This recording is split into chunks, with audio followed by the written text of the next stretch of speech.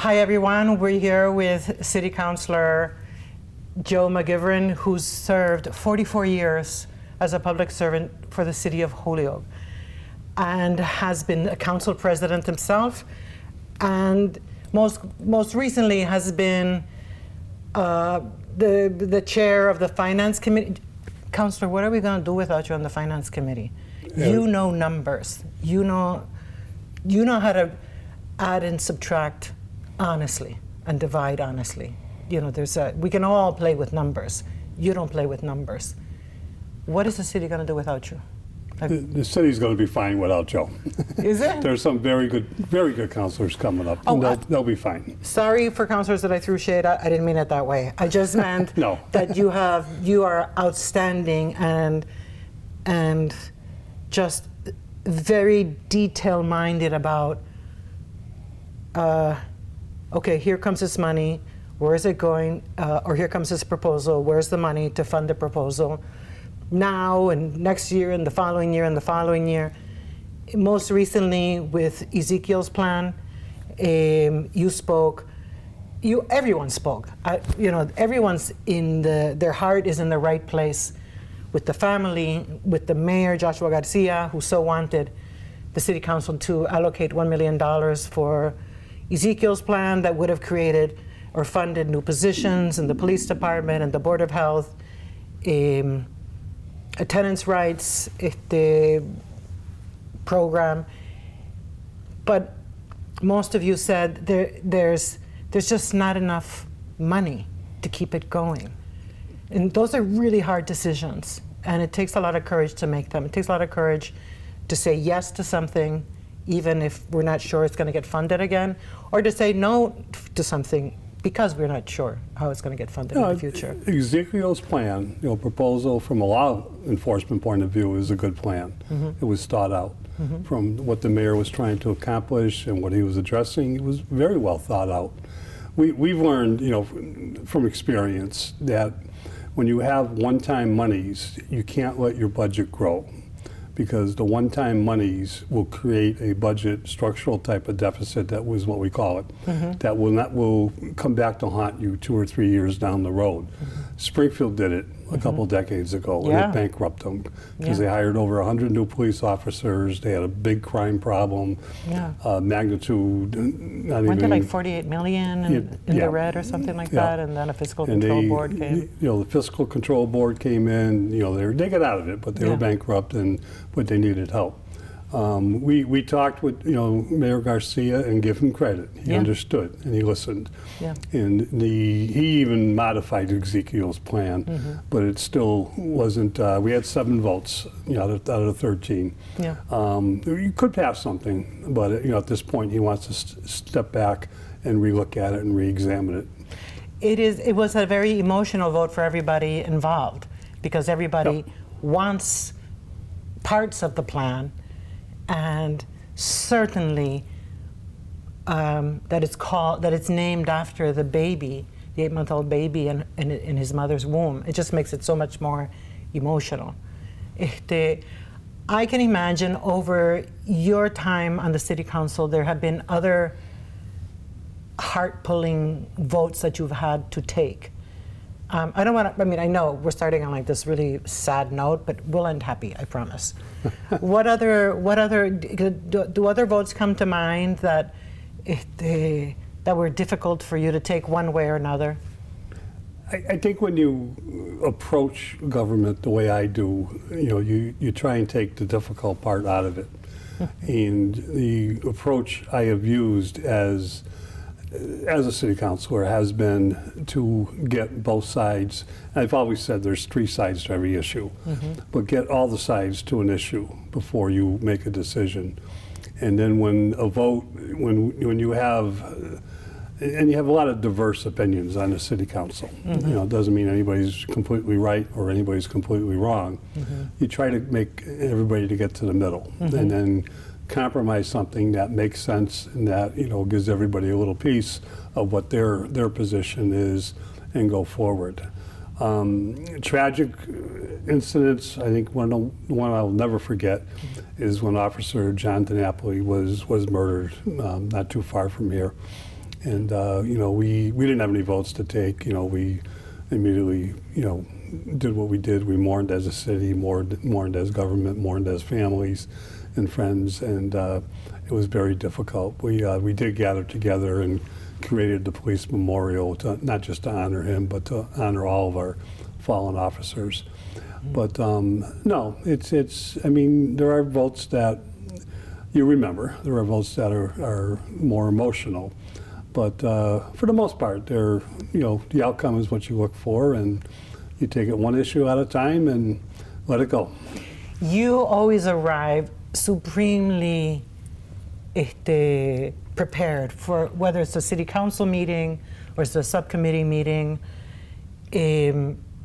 This is supposed to be a part-time job, but the way that you prepare, it seems like you spend a lot more time than a part-time job because of the kind of questions you ask and the kind of conversations or debates that happen, and that also by your experience of having been on the council for 44 years, I think that certainly though with age, I know this for myself, one learns to just know when to let the tempers flare and then help bring them back down. In this city council and the previous one, there have been times where it gets very, very tense, and you always have this calming voice. And I wonder if that has to do with you being a probation officer and just having this giant heart. I've never thought of it that way. From the get-go, I worked in the private sector back in the 80s, and I kept two different hats. When I was working, the place I worked for was called Gemini Corporation. City politics did not come into it. As a probation officer, I'm a state employee. I don't let the city intervene. My duties, with my job as a probation officer. Oh no, I didn't mean to imply that. I know that, but okay. I kind of separate it. Probation, you see a lot. And I'm very fortunate. I not always, but I work at Holyoke District Court, so I work, live, and on the city council of the city I love so much. And I got to tell you, because I'm dying to say this. Okay. As we're sitting here on this couch on the second floor of Holyoke Media, this in 1979 is the exact room where I had my first fundraiser. And it was before I was elected. For the first time, our campaign committee put together a fundraiser. This building housed Gleason's Townhouse. There was a restaurant and a bar lounge downstairs, and the second floor was a banquet room. Small, but a nice size. And this is where it all began. And now I'm sitting here with you in 2023 and saying this is where it's going to end. Yeah. Like I told your colleagues, the Councilors McGee and Tallman, you guys are just making me cry all over the place in these conversations, because it is such a huge historic deal for the city to have had you as its public servant. And come January, and I've asked the other ones, also the other councilors as well, what do you think it's going to feel like that you're not in the chambers in the conversation? You can do public comment, you can call up people, I hope not. you can text them, but in terms of being there, in that chair. Well, I want to be involved, not with city council business. I learned, back to that original thought you had about sometimes the way I handle myself. I had some wonderful mentors right from the beginning. When I started, Mike Mannix Tommy Monahan was our president, and then he was near the end of his career. Mike Mannix became the president. Chick Kennedy, Jack Kelly, John Flynn. We had just a great crew, government and politics was changing. Ernie Prue was mayor. Eventually Marty Dunn took over, and I just always had that close connection and learned, the ins and outs of government through people who served. We had a wonderful, a gentleman by the name of Jim Shea, who was our city clerk for I think close to 40 years, and he not only tutored me, but he understood how government works. He understood people, and you learn from that. When you talk about Peter and Todd, fast forward, just two tremendous public servants. And similar, you know, Peter is retired. You know, he's also a veteran, retired from the reserves, and you know, he just said, you know, it's time. His wife actually worked with Nettie in Holyoke District Court. She worked in the clerk's office before she retired, and it's time. Peter had taken a break about 15 years ago when their children were young, because he knew he had to be with his kids. Todd, I think Todd's just taking a break, and Todd's going to kill me for saying this, but he has 3 young kids that need him. He's at a point in their life, he says it in himself, his life, his and babies. he wants the time he has, because he has a very important job with Mass Mutual, and there's a lot of hours and some travel, so he wants to be with them as much as possible, and I respect that. When you first started, you were alderman and then became city councilors. Did the job change? I mean, I know that there was a decrease in city councilors. Is it the same thing by a different name? No, it was just a name. I think at the time, Chicopee, Holyoke, and Chicago were like, and maybe one other community in the whole country were still aldermen. It's just, it was an archaic term for the legislative body for the type of government we have. If I remember correctly, it was Councilor Helen Norris, that alderman, but Councilor Helen Norris that proposed that. It passed unanimous. You know, some of us thought this is a charter change. We have to go to the people and give them a chance. And no one ever thought anything of it. It makes sense. It's the correct way to address. When you speak with the treasurer, with the assessor, or like when you're talking numbers with city employees whose job it is to be really in the thick of it, and you're trying to get more information, you look to be so comfortable, so in your wheelhouse, so like, and with the jargon, and I mean, there's some things that sometimes you all talk about that I don't really understand. I can't think of a good example right now, but that it just seems to, the back and forth, it seems to flow really well. What are some of the things that you will think, oh, I wish I would have asked this question or the other question, and it's too late because the vote has already been taken? And even if you voted for it or against it, you just wish you had a little bit more. Well, you learn that. You learn that from experience, you know, and I learned very early that our subcommittee process is important. It's important to receive something, whether it's a city councilor asking for a change or asking for input or to review a policy, change an ordinance. We cannot make any appropriations. Only the mayor can do that, but we can shoot them up or down. And I learned that it needs to go to committee. Get the questions asked, get the answers, listen to those 2-3 sides of the story, and then when it comes back for the final vote, you should be ready. There's always someone that's going to ask a question, and you go, I wish I asked that question, but yeah, there's always one more question, but at some point you got to make a decision and keep government going. Is the role of committees to take up a matter and say, okay, we're ready to send this to the city council, either with us saying this is really good, let's go for this, or we're not going to say anything, and then obviously if no one likes it, what happens if nobody likes it in committee? Does it die? That happens. Well, no, nothing should die in committee. Okay. You know, I call them study groups. Okay. You know, but I call them, fact finding. You know, there are requirements for certain committees that have to hold public hearings. There are requirements for certain committees to do something in one way or the other, and of course you always want to bring in the most important part about government, and that's our department heads and our employees. A lot of people think elected officials are government alone. We're not. No. We have a responsibility, an important responsibility, but you have to recognize, the key people in government are the people who work full time. And when it comes to finances, we have a very unique structure in Massachusetts, because government doesn't exist without a charter with the state, and the state approves your charter. Our charter is one of the oldest in the Commonwealth. Our charter it's a strong mayor, but it's a strong city council. Yeah.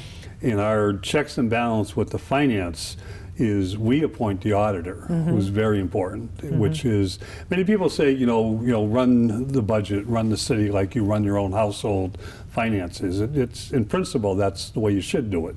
Protect your money, protect your spending, and understand your income. But finance and government is far more complicated than that. I know. Mass general laws, our accountants, our people, they have to understand that.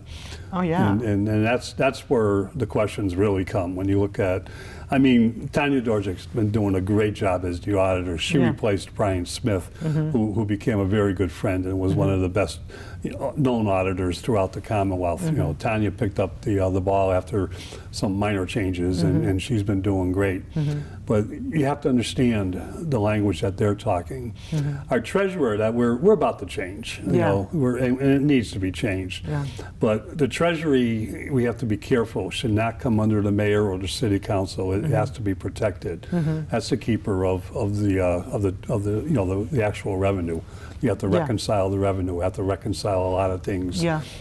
Payroll and all that stuff. Very important. And we're gonna figure it out. Yeah, isn't the treasurer position up for then re-election or election? Well, actually, it just was. Okay. Right, and Rory I think Casey, people know change is coming because no one ran. Rory was appointed to fill the vacancy, and now he's been elected, and he'll get sworn in January 2nd to be the new treasurer. Yeah, is it? As someone who, like you say, is in the study group, and you study including numbers, but also is it a good thing for a city to elect a treasurer versus, and this is not about personalizing it to anybody, it's just that the position itself, should that be an elected position? At one time it made sense, but it doesn't in the modern day times because everything has gotten so much more complicated.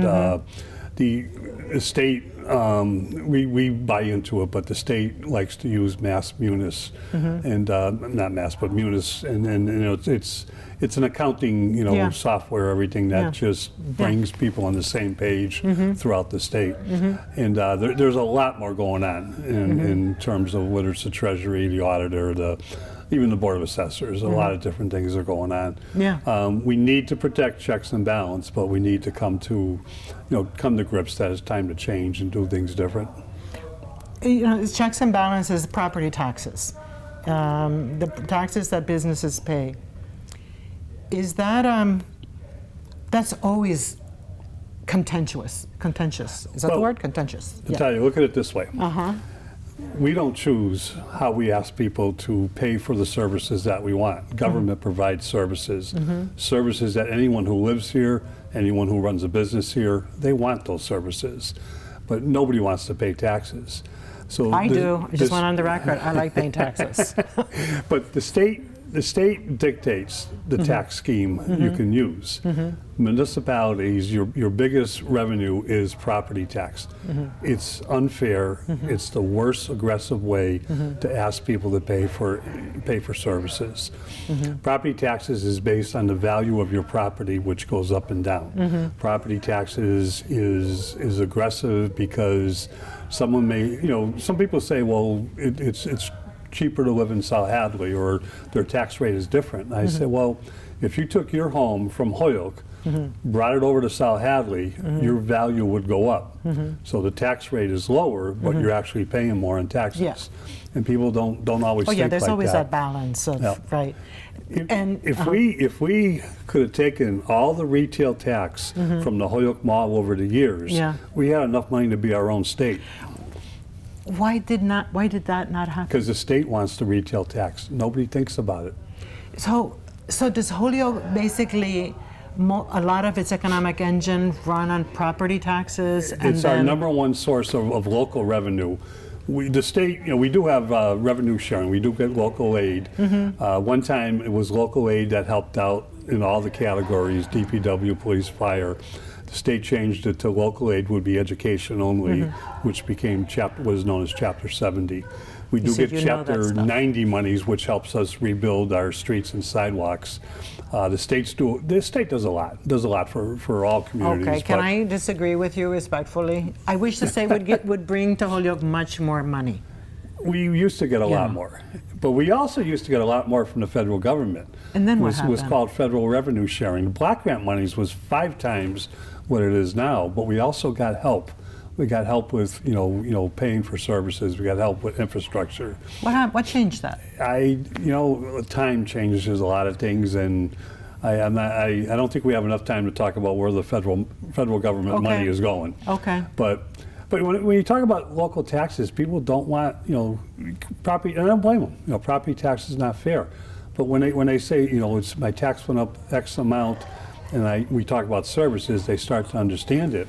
And I'll ask a lot of people, what did you pay in federal income tax last year? And almost to a T, people will say, oh, I didn't pay anything. I got $500 back.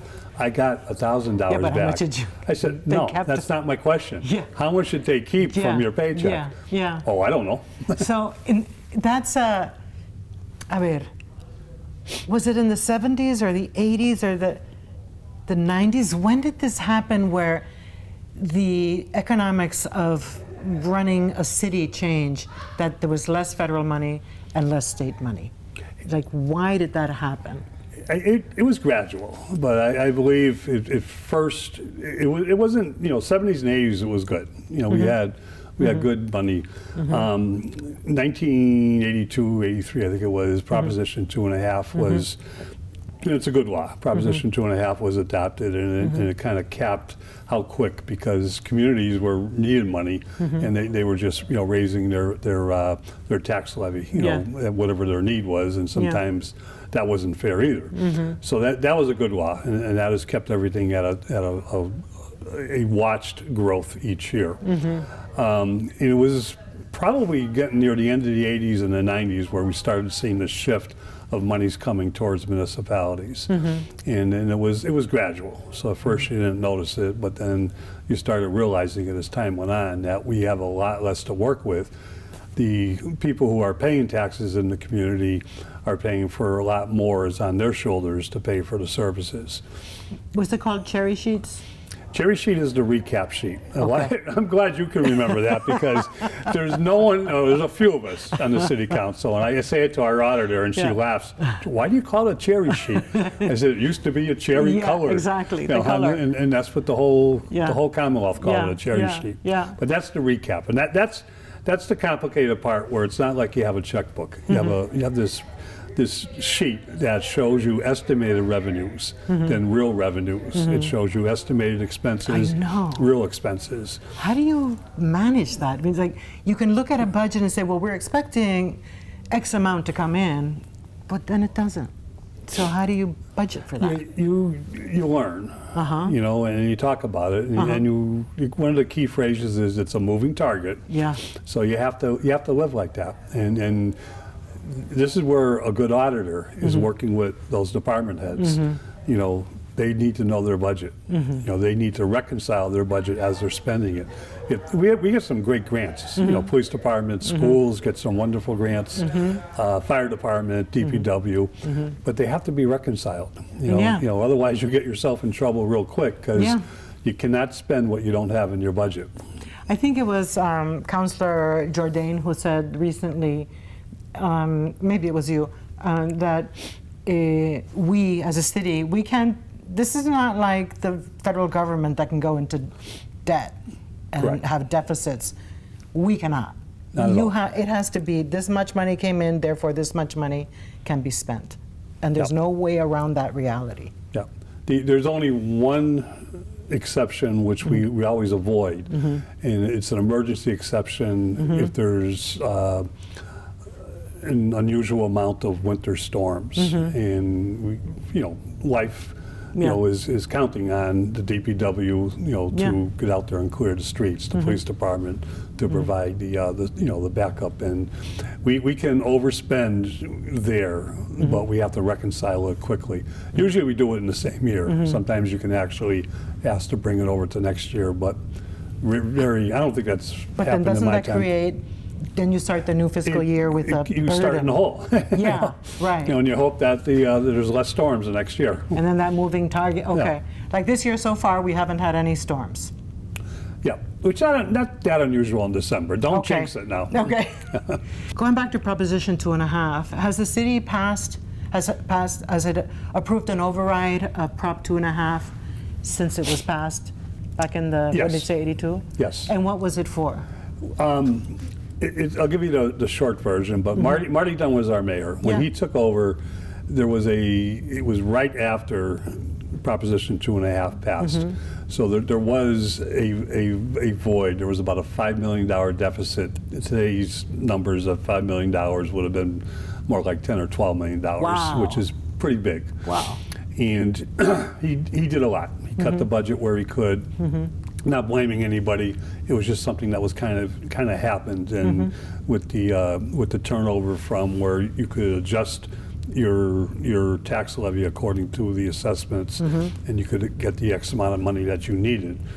And part of Proposition 2.5, part of the education reform law too, was that kind of capped at the time. Schools could just spend, and there was no control. That controlled them. But the states also recognize that they have. That's why I think Chapter 70 was created as the big local aid, formula, and the states started to recognize the schools needed help, and that's a good thing.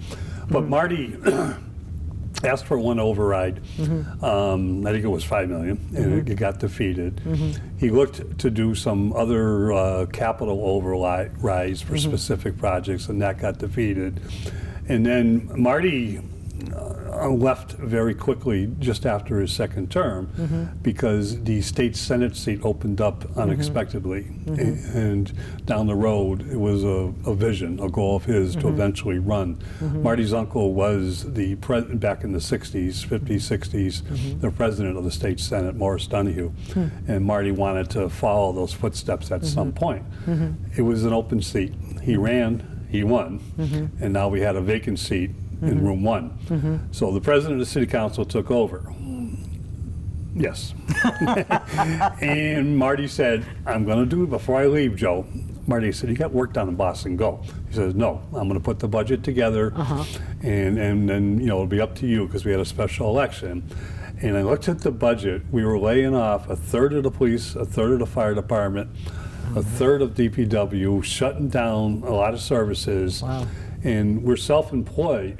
For unemployment, we're self-insured. And because of that, if you laid a person off just to pay the unemployment insurance, you got to lay a half another person off. So it was not promising. Very painful. So we put together an override ballot, a series of ballot questions. We did it a different way, even though the result, when we told people it's going to be the same result, but we gave everybody choices.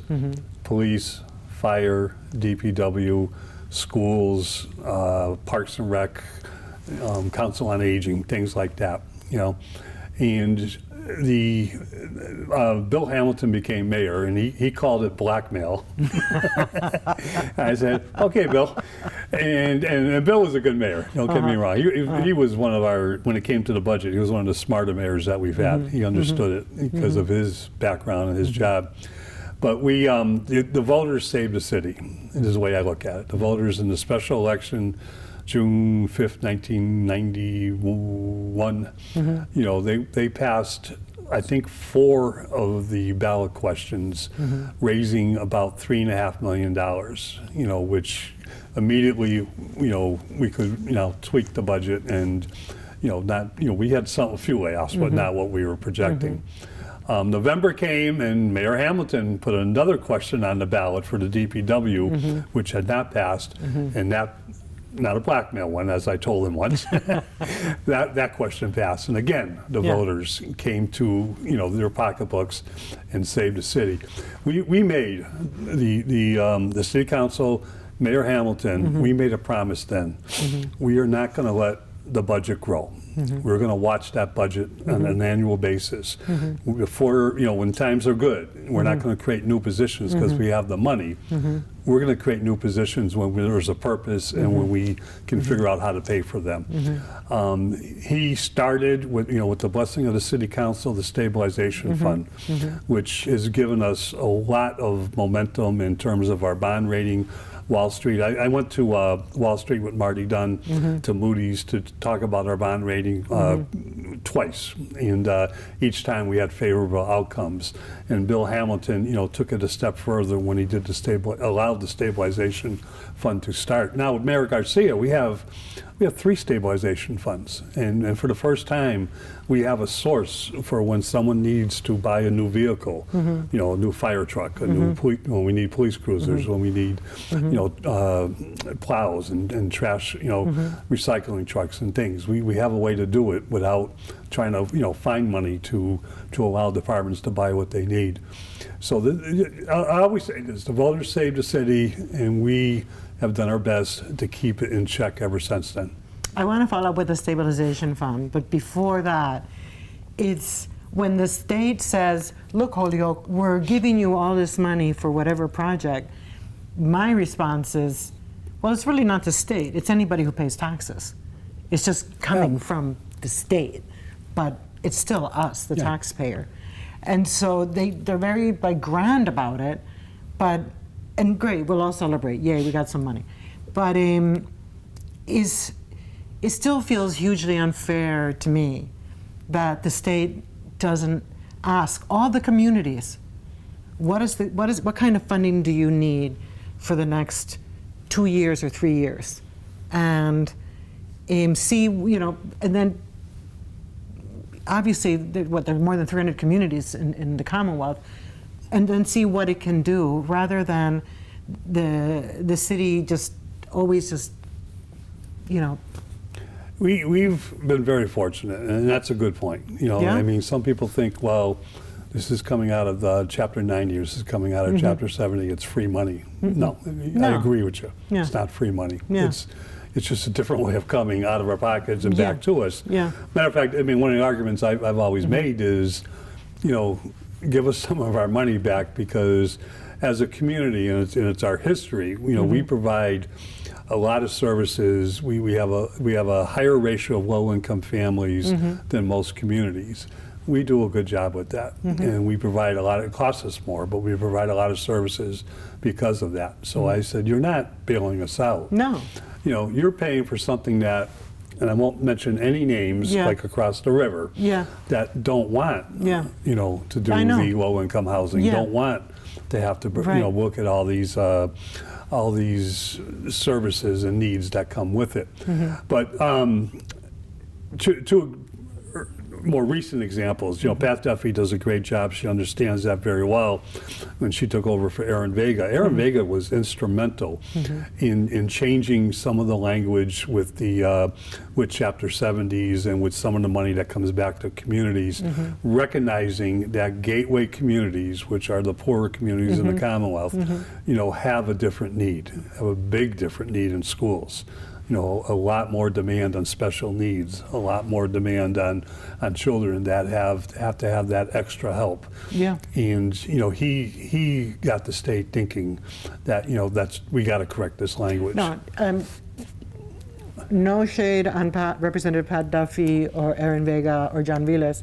It's on the state itself because yes, they work hard to bring back money that we've paid. And it's not on them, it's on the state to say yes.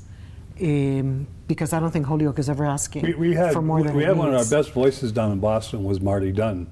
Because after he served became 2 terms as state senator, he went on to be the counsel for the Senate. He worked there for 10 more years. As a non-elected official, he was a louder voice for Holyoke than anyone we've ever had, because he knew all the ins and outs of the local community, and he knew all the players on the state level. You have to know who's down there. It's about relationships. Yeah, and we will never have the numbers to support, and I'm not just talking about Holyoke, Holyoke and Springfield, Western Mass, because there are more elected officials just in the Boston area than all out from Worcester West. Yeah. So we have to play a different game, and we have to know the players. Yeah. Going back to the stabilization fund, you said, okay, the city has 3. is one for the fire department, one for the police department, and there's a third one. Well, the rainy day stabilization was the original. Okay. And that's just the way Yeah, it's the rainy day said. fund. We try not to use it, but we keep it. We use it, occasionally for emergencies. Okay. We don't let it use it, because you're out of money. Yeah. For daily operations. Yeah. The second one. Is the capital one that Mayor Garcia just created with the City Council. We've been asking this for a long time. And now I'm having one of those foggy brains here in Natalia. We just created a third one, and the name of it slips me, but... what is its purpose, the third one? It's just starting. Oh, okay. It'll come to me in a minute. Okay, we'll get back to it. But those are the two that. How much ones. money is available for? That's why we have an auditor, and that's why we have a treasurer to tell us those answers. Okay, all right. So rainy day and stabilization is the same thing. The stabilization is a term. It's set up by the state, and there are rules. If we want to pull money out of stabilization. No matter what, it's a 2/3 vote of the City Council and the mayor saying this is what we want to use it for.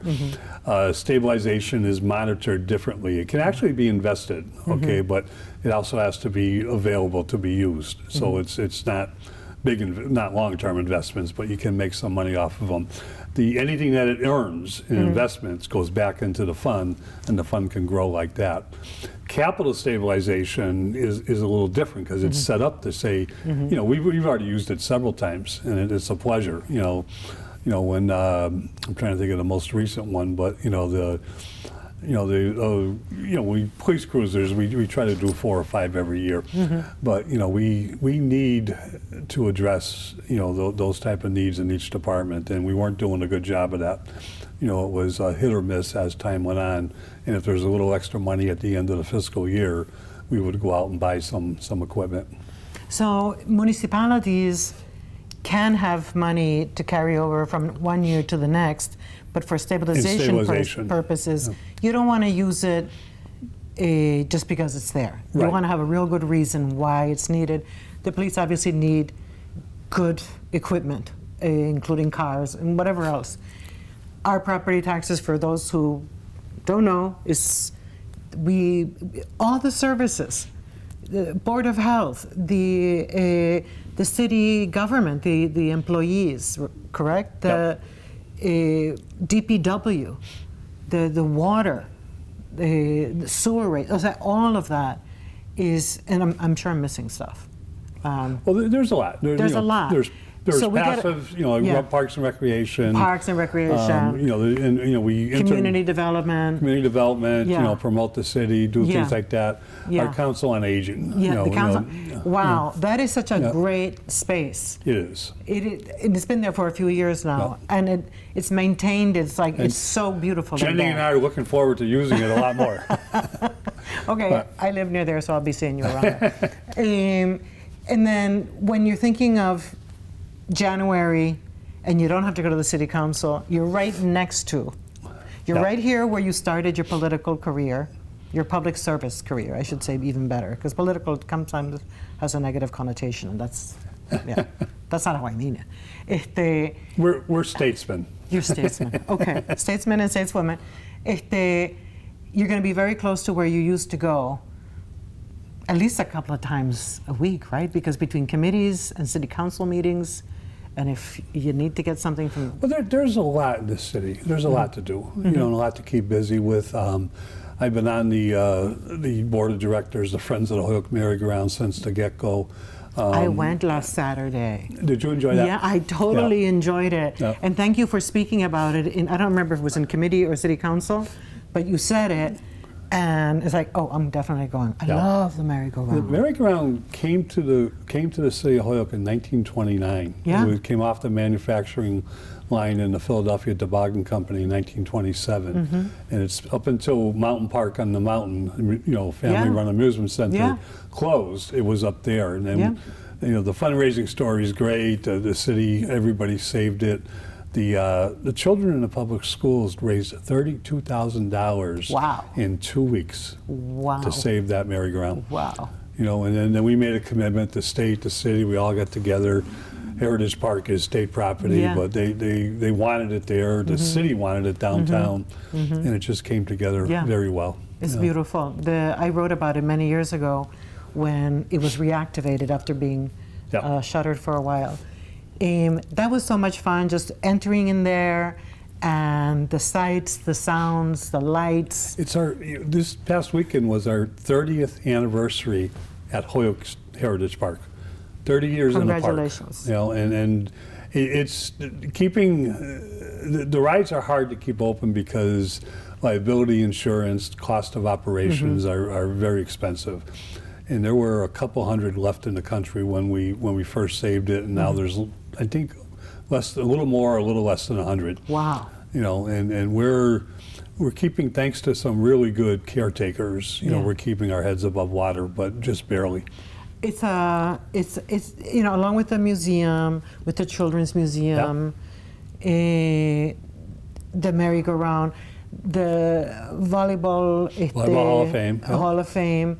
The city has a lot of riches and a lot of parks. Yeah. But the merry-go-round, that's the one that wins me over, because my grandparents used to take me when I was little to the merry-go-round. I think a lot of us have stories. We have our mountain park memories. Yeah. And, you know, what happened up on I that on the skied up hill. there. Yes, Mount Tom's.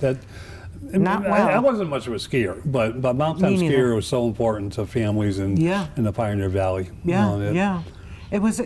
That's what I mean about when did things shift and the jobs leave? Because there used to be a lot of jobs here, The manufacturing 1960s. jobs. You know, Heritage Park was the Skinner Mill. That's the Skinner family's Wisteria's museum, and it was a silk manufacturer, and it was incredible. I mean, you had 3 shifts. You know, multiple thousands of jobs just in one mill. You know, and what the shift was, it was twofold. You know, it began with the labor. You know, most of the mills were unionized. The labor costs were expensive. The textile industry was more south. The labor was cheaper in the south, and eventually the paper industry started going south to take advantage of being closer to the textiles, being closer to a better, you know, better market for labor and what their labor costs would be. When that happened, our apartment buildings became vacant. Yeah. Now it's twofold. People are here without jobs, some are leaving. People are here who are staying, and landlords who own buildings where they don't have enough people to occupy their apartments. Yeah.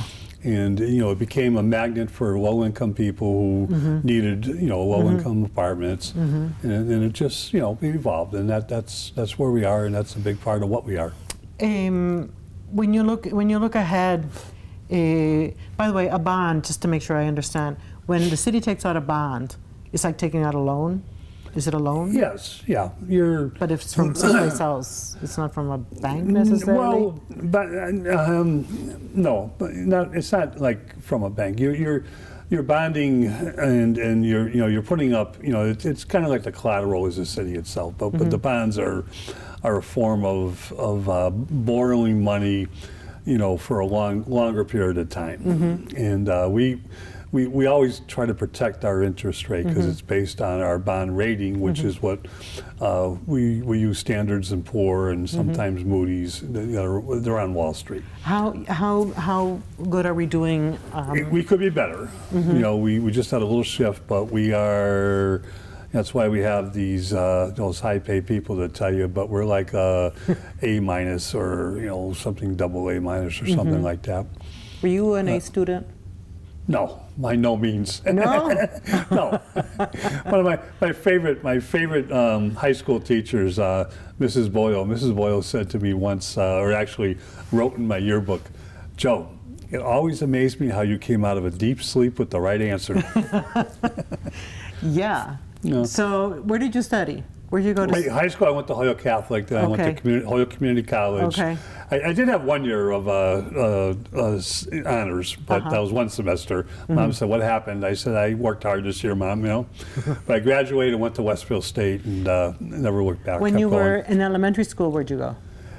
We started here at St. Jerome's, which became Holyoke Catholic. Went over to Sacred Heart, which became Our Lady of Guadalupe. Now everything's come back and become one merged parish. Yeah. But when that was the 60s, and getting back to what you were saying about what happened in Holyoke and when did you know everything leave, it was a lot happened in the 60s. Yeah. Picture High Street. Yeah. Thursday night, all the department stores downtown, Steiger's, I know. you know, Dorothy Dodd's, Yeah. Claus and Watkins, you know, they all stayed open on Thursday night. Wow. There were more pedestrians downtown that the police department had to put a police officer at every intersection just to get cars through because there were too many people. Wow. And that was Holyoke. You know, And this is because of the manufacturers. the jobs left, you know, for, you know, it happens, you know, and, you know, it wasn't by design. Holyoke was by design. It wasn't by design that everything was going to be paper, but the paper industry became what we were known for. We actually predicted we were going to be at one time, the paper capital of the world. You know, but the investment was from a group of investors from Boston that saw the drop in the Connecticut River, built the dam, the hydro wheels, the canals, which are incredible. You know, and you talk about Children's Museum, Volleyball, Heritage Park, Gateway City is great. The new restaurants that are being built down there. And we have our canal walk, you know, which is starting to become popular. It's lovely. Yep. What do you think when you, because I know you have a meeting coming up, so I'm cognizant of time, a finance committee meeting. Is this your last one? My last one. Okay. Yep. All right. Yeah, that's, wow. And then you have a city council, special city council meeting. Special tomorrow. Tomorrow. That's, we're always behind the 8 ball to finish up with the tax rate. The tax rate is set once the budget is set, but we're allowed to shift it. That's called tax classification. Okay. And that's our final vote. This is like Professor McGiverin right here. What is oh my God, I'm having another brain situation going on. We were just talking about, Counselor, please help me. We were just talking about, oh yes, okay, I'm gonna go back to all those jobs left. What do you think is going to bring jobs back to Holyoke? Like, what is the industry? Because there was a thinking some years ago it was going to be the healthcare industry. Well, they're still looking for people, but it's a great question. It's not just about Holyoke. It's about this entire country because we were a manufacturing country. Now the question is, what have we become, and what are we going to become?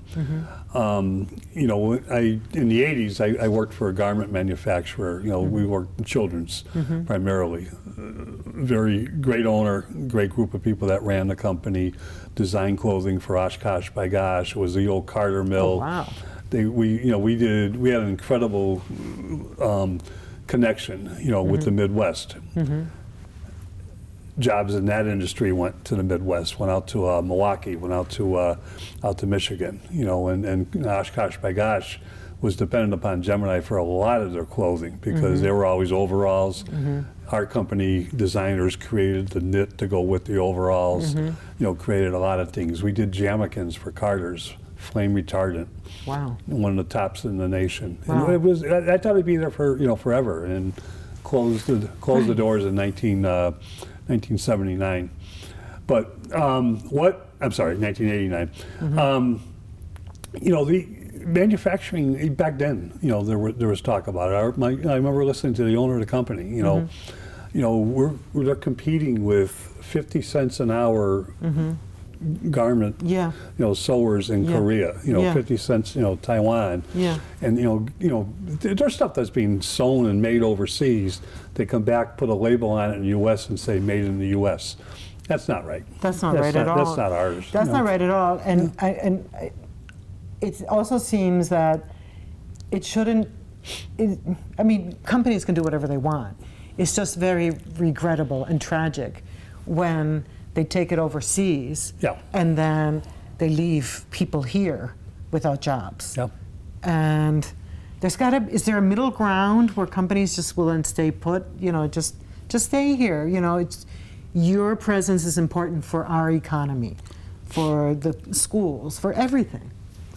I agree. You know, and it's been going on for decades. We need to protect our job base. We need to protect, because when people have good opportunities for employment that they want, that pays well, now they can pay for the services that they want, the better quality of life, and everybody is stronger, and everybody, it's a purpose that I think we've lost sight of as a country, which is sad. Yeah, you have seen a lot of changes in Holyoke, and that's what we've been talking about, and just trying to peek into the future. What's gonna revive the downtown, for instance? And that's, as you said, that's a question for a lot of municipalities across the Commonwealth, across the nation. Yeah. And it seems like everybody's competing against everybody. Remember when Amazon said, give me your best proposal to see if we move our second major deputy headquarters. And I think Crystal City in DC or Maryland was the winning bidder. And that seemed to me at the time, and I want your perspective on this, that, wow, isn't that what's always been happening? Cities are always competing against each other to bring in the jobs. So when Holyoke and Springfield and Chicopee and South Hadley and like Westfield, everybody's going after the same people. Is this true? We're seeing something that I think Holyoke has got a step up on. And there's a few people in government right now that recognize this. Mike Sullivan, who just got back on the city council, understands this. Mayor Garcia understands it. But we're steps ahead. Still got a ways to go as being a green community. And there is manufacturing out there that is bringing in, and the whole idea is to change the type of energy that you use. Get away from the fossil fuels. Get away, get into the fact that we've manufactured hydropower for years, and the fact that we are ahead of a lot of communities gives us, I think, an up on there. But Holyoke has advantages that we've always been there, and I don't think we've always promoted them as well as we should. Our water supply is incredible. The founding fathers of this community bought land in Southampton. Yeah. Everybody thinks our reservoirs are inner city. Psychomedy is out and it's beautiful. It's protected. It's a resource. We pipe the water in. We used to pipe them into McLean and Ashley and Whiting's up by Mountain Park. Stood on its own, but we don't use that anymore. We could sell it, but we don't use it, and unfortunately people don't want to buy water from other communities at the moment. But we have an incredible amount of water, and we control it. Our Holyoke Gas and Electric is second to none. There are people that come to Holyoke just because they're tired of dealing with their power companies elsewhere, and they understand not only the rates are lower, but the service is there. It's excellent. Yeah. It's HG&E, the service is excellent. And the rates are far lower. And as we just said, the reservoir in Southampton, I went there once for a tour. I was amazed. All that water just comes downhill. Yeah. It's gravity. Yeah. It's the simplest thing in the world. You tell people that, they go, huh? And that's where we get our water. Yep. And there's been a lot of DPW work going on with some of the pipes over the past couple of years, I think. Well, no, because that was COVID time. But one of our problems is because we're 150 years old is we have combined sewers and the CSOs are to separate our stormwater and our sewage because it's when they get to the wastewater treatment plant, which it gets overwhelmed. Which was built in the '60s, which handles everything, but when there's a rainstorm, it overflows. There's nowhere to keep it. They release it into the river untreated. You release it, and that's bad. That's bad for everybody. Isn't the city council going to take up the matter of sewer rates or something regarding? It's in committee. Okay. There's unfortunately a discussion that is not focused on what it should be. A fair sewer rate is what we need because we're an enterprise fund, and if you run a deficit in the sewer budget itself, it ends up going on the property taxpayers' back. Automatically. Automatically, it goes on to that cherry sheet. Okay. As a as a deficit. It can be adjusted as time goes on, but eventually at the end of the year, they'll take it off the out of the treasury themselves. You know, and What do you think is going to happen? That we're just going I hope there's some consensus reached that we have to adjust the sewer rate. You know, not crazy, but enough to pay for the daily operations. When I hear like in city council meetings, oh, this will make property owners, and I'm a property owner, have to pay like $200 more in property taxes, my response is, okay, I can do just under $20 more a month, because that's really what you got to do. No, let's just break it up by 12. It's you know, the sewers are billed quarterly, water is billed quarterly. Yeah. We have no way of measuring the amount of sewage that comes out of someone's house, which is understandable. So we do it off the water. How much? No, and everybody said, well, that's not fair. And I said, well, in the long run, it's the best you can get to what is the average everybody should be paying according to you know. Yeah. And Do you think there's going to be some unleft business that'll carry into the new city council? oh, there always is. Jimmy Shea always said, government is ongoing. You know, what you don't do in December, you take up in January. Is there anything that you think that you're going to have to let go of that you wish you could have had a vote on? Just one thing, and I may file it for the final meeting. We did that memorial after John DiNapoli was murdered as a police officer, and it's a beautiful memorial with he's part of the statue itself, his figure, but it's about. There's only 3 or 4, and I forget exactly police officers that we lost over the years. Over the years, not recently, but we've lost more firefighters. And we've always had a talk and a discussion and a plan about doing something in front of the fire headquarters, a similar type memorial, but maybe a little bit different. Maybe the fire bell from the original fire headquarters, and there's a little gazebo type structure outside. But I'd like to see that, for future discussion. That's lovely. For they those are that have something. a right. I think people really came to appreciate firefighters. I mean, they do anywhere when there's a fire. Yeah. And here they come running towards the fire.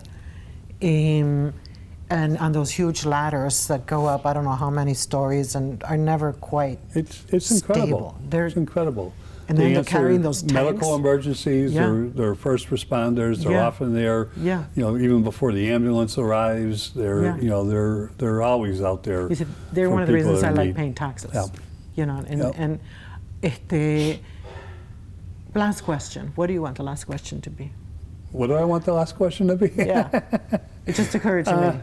I have no idea. Okay. I'll answer whatever question you'd like to ask. Okay. How are you feeling right now before you head to your meeting as Finance Committee Chair? I feel good. Yeah. I told my wife Jenny, because we talked about this 2 years ago, I was thinking of not running, and I said, I'm not ready. Yeah. It's not unfinished business. Yeah. I'm just not ready to step back. As a probation officer, I wasn't. I love my job, Yeah. and I just wasn't ready. I'm ready. It's not just age.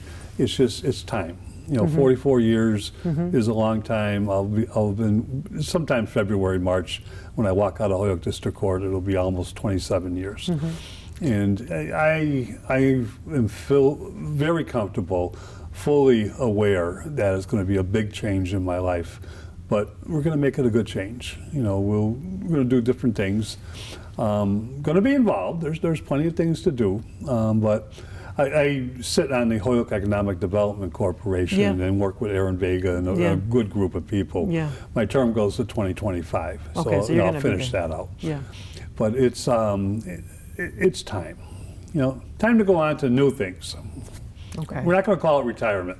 No, I don't call it retirement at all. It's just after such an illustrious career as a public servant, representing the people of Holyoke, doing the best job you can, and it's been I've met, Natalia, more people than you can count that have become friends, have become more than acquaintances, have made it worthwhile out in the general public. And like I said, government isn't just elected people; it's the people that do the jobs daily. They're the ones that are what government is really about. We have a lot of, people that are vocal and tell us how it should be done. You listen, and it's important.